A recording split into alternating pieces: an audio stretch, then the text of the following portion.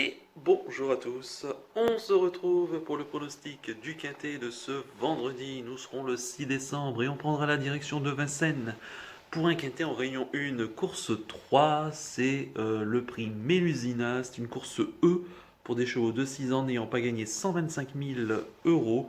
Il y aura 2100 mètres à parcourir sur la grande et petite piste. Et ils seront 16 au départ de cette course. Sachez que le départ est donné à 20h15 et que si je ne dis pas de bêtises, c'est le dernier quintet de l'année en nocturne. Je vous donne tout de suite mes 8 préférés. J'ai retenu en tête le 9, Dimple. C'est le pensionnaire de David Beckert, qui en est l'entraîneur et le driver. Le cheval sera déféré des 4. Il s'élance tout à l'extérieur. Maintenant, jugé sur son avant-dernière sortie, c'est-à-dire une victoire sur l'hippodrome de Marseille, Borelli, le 18 septembre dans le prix de Carpentras, où il devançait un certain Éclat de Gloire, et Éclat de Gloire qui a terminé évidemment deuxième de la finale du GNT. Ici, il disposerait évidemment d'une toute première chance. Alors oui, vous allez me dire, ce jour-là, il s'est lancé 25 mètres devant, donc d'où sa victoire, mais quand même, la perf est là. Donc voilà, moi je le juge uniquement sur cette tentative-là. Le fait voilà, qu'il passe en région parisienne en plus euh, est un grand signe de confiance. Je pense qu'on ne se déplace pas sans ambition. Et puis David Beckard, c'est un driver que j'aime beaucoup. Donc j'y crois beaucoup avec ce Dimple. Je pense que c'est la base de cette course, même avec le 9 derrière la voiture. C'est vraiment euh, la seule petite chose qui, pour moi, puisse l'empêcher de vaincre. En deuxième position, j'ai mis le 7, Giovanni Bianco. C'est le pensionnaire de Jules Van Den Put. C'est un cheval qui reste sur une victoire, hein, sur l'hippodrome d'Argentan. À noter que Général Bianco, hein, sera déféré des 4. Euh, un, un- un cheval donc, qui auparavant, lors de son avant-dernière sortie le 14 octobre, s'était montré fautif quasiment, hein, peu après le départ. Sinon, à part cette contre-performance-là, il a toujours, enfin, il restait sur une bagatelle de victoire. Maintenant, à noter qu'il a couru déjà, hein, sur la grande piste, hein, de Vincennes. Il débute sur la petite piste. Il avait pris une quatrième place, hein, c'était l'hiver dernier, le 12 février dernier, quatrième d'une course D remportée par Gustafsson, pardon, devant Don Saluste, Domino Dream et donc Giovanni Bianco qui terminait quatrième. Donc ça peut se situer à peu près sa ligne. Il s'est lancé un petit peu en dehors. Maintenant, c'est un choix qui a beaucoup progressé depuis cette année. Pour moi, j'y crois beaucoup. En troisième position, j'ai mis le 2, Upopa, le pensionnaire, hein, le pensionnaire de Pazzi, Aikyo, la drive de Franck Nivard. Il reste sur une bonne troisième place, hein, pour ses premiers pas à Vincennes, donc sur ce tracé, alors que ce jour-là, il n'avait pas forcément un bon numéro. Il partait en seconde ligne. On se souvient, c'est une course qui a été remportée, c'était le 15 novembre. Course remportée donc par Wall Lotalov devant Dénicheur du Vive, et il devançait quand même Hugo Linas et Diablo d'Airfray qui a refait l'arrivée récemment donc sur la grande piste de Vincennes, et Dexter Debo également qui terminait 6ème ce jour-là, qui a fait 4ème du quintet de mardi, hein, si je ne dis pas de bêtises. Donc la ligne est quand même là, moi j'y crois beaucoup. Bon, bien placé derrière la voiture en première ligne, un cheval qui semble en progrès, et voilà, moi ça me parle beaucoup avec donc ce Hupo pas le 2. En quatrième position, j'ai mis le 4. Alors, c'est Minstadt El Paso, c'est le pensionnaire de Denis Palmquist, la drive de Björn Goop, hein, qui est en forme en ce moment. Il débute à Vincennes. Euh, Maintenant, il vient de Suède, hein, ce cheval. Je trouve ses chronos plutôt intéressants. Alors maintenant, toujours difficile de voir les lots euh, qui l'a devancé, hein, difficile de voir d'établir des lignes avec. Maintenant, je trouve que ses chronos sur des parcours de vitesse sont plutôt corrects pour cette catégorie-là. J'y crois pas forcément pour la victoire, mais ça peut être une belle possibilité pour les places. Vraiment, je l'ai mis parce qu'il s'élance en première ligne, il est déféré des 4, il est associé à un bon driver qui est en forme, il est bien placé derrière la voiture. Sinon, après, là, c'est difficile vraiment de faire des choses, voilà, d'établir des lignes avec, mais voilà, par méfiance, on s'en méfierait. Voilà. En cinquième position, j'ai mis le 3. Il s'agit de Domino Dream, donc le pensionnaire de Loïc Péché, la drift de Johan Le Bourgeois. Il débute sur ce tracé. Maintenant, il a déjà évidemment couru à Vincennes 12 fois pour 7 fois l'arrivée. Euh, L'hiver dernier, il a été plutôt beau, hein. On se souvient, donc, comme je l'ai dit, il a une ligne, hein, avec un certain Giovanni Bianco, hein, sur la grande piste de Vincennes, hein, où il avait devancé ce jour-là, donc c'était au mois de février. Bon, c'est vrai que ces derniers temps, ses perfs sont plutôt moyennes. Maintenant, voilà, juger vraiment sur ces titres de l'hiver dernier, c'est une belle possibilité.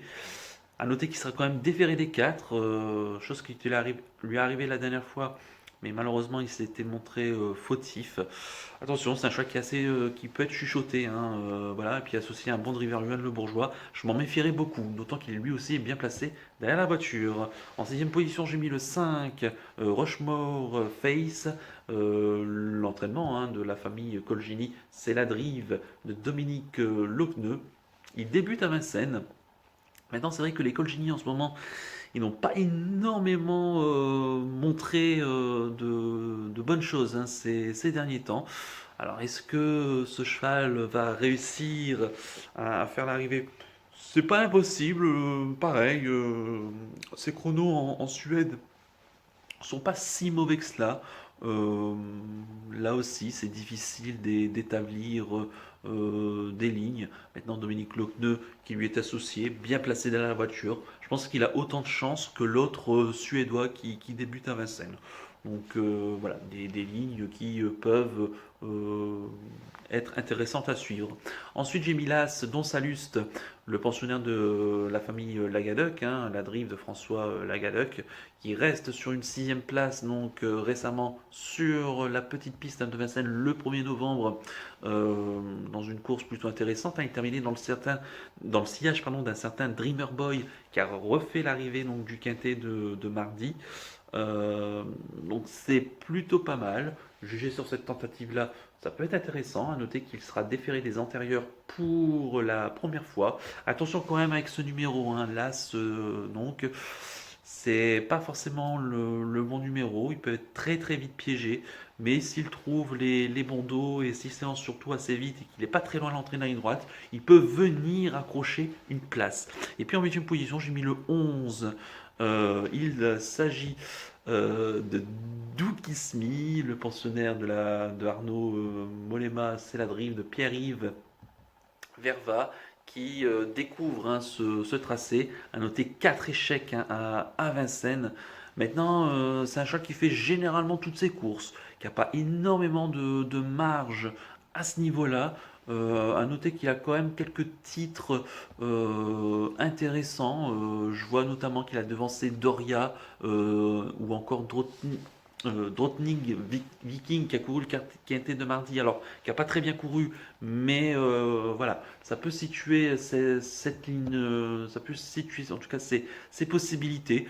Je pense qu'il n'a pas énormément de marge en seconde ligne, mais on est obligé quand même de l'inclure en bout de sélection. Un choix qui fait, voilà, qui fait généralement toutes ses courses, donc voilà, reste quand même encore à confirmer. Donc sur l'hippodrome de Vincennes, voilà. Et puis en regret, j'ai mis le numéro 8. Il s'agit de Distocic chez Loca. C'est le pensionnaire, hein, de Karine Alléder-Soir pour l'écurie Geloca. À noter qu'il a un échec sur ce tracé, 2 sur 6 à Vincennes. Il a déjà gagné Ferré, c'était sur l'hippodrome d'Anguin il n'y a pas si longtemps que ça.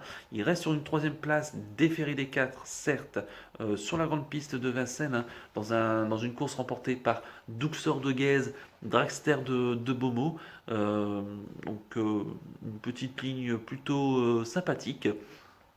Maintenant, voilà, il s'élance tout en dehors.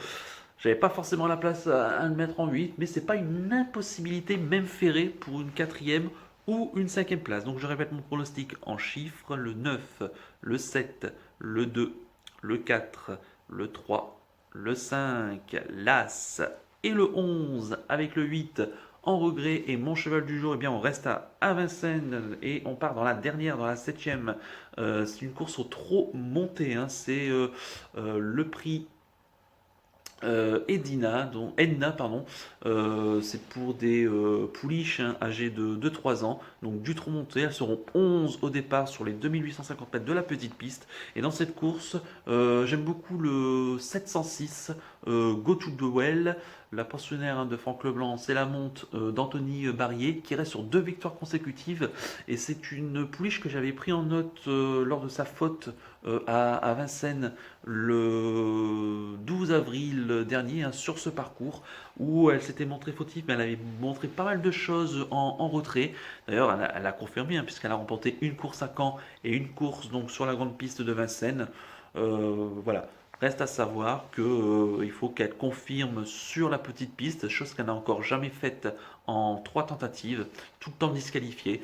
Donc voilà, c'est à mon avis un coup de poker, enfin un petit coup de poker gagnant, parce que je pense qu'elle sera quand même parmi les favorites, mais ça a l'air elle a l'air d'avoir un drôle de moteur, donc, et c'est vraiment une petite, enfin en tout cas une pouliche que je suivrai tout au long du meeting d'hiver, donc le 706 Go to the Well en rayon 1, course 7, donc sur les programmes de Vincennes. Et très rapidement, on revient sur l'arrivée du quintet donc de ce jeudi sur l'hippodrome de Vincennes, encore une fois, et la victoire, hein, de Colonel, donc dans le prix Jean Bollereau, hein, dans ex-prix de Blois. D'ailleurs, Jean Bollereau qui l'avait remporté, hein, cette course avec Punchy, hein, il y a presque 10 ans de cela. Donc Colonel qui s'impose, hein, une 11-3 le chrono devant Détroit Castellet qui était notre gré, qui termine deuxième à 25 contre 1. Voilà, hein, sur cette, enfin, voilà, sur la ligne vraiment du prix René Vallière, il avait vraiment une très très belle possibilité. Maintenant, c'est vrai que son 9, il fallait vraiment le digérer, mais il court très bien. Décidété qui prend une troisième place et qui démontre qu'elle est vraiment une pure jument de vitesse. Orlando Jet quatrième qui court très très bien. Voilà, le seul en seconde ligne à avoir fait l'arrivée. Et Coach Franc Bleu, donc, qui termine cinquième, même s'il était confirmé sur plus long.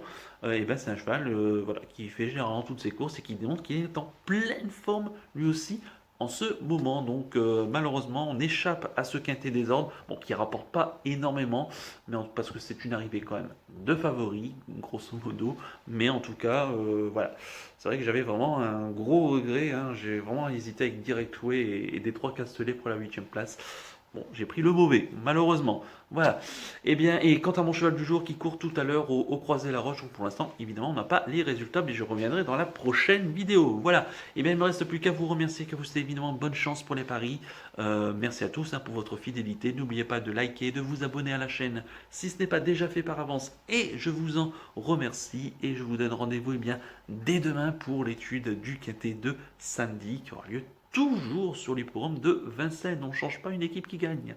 Allez, d'ici là, passez une très bonne fin de semaine et à demain. Ciao, ciao.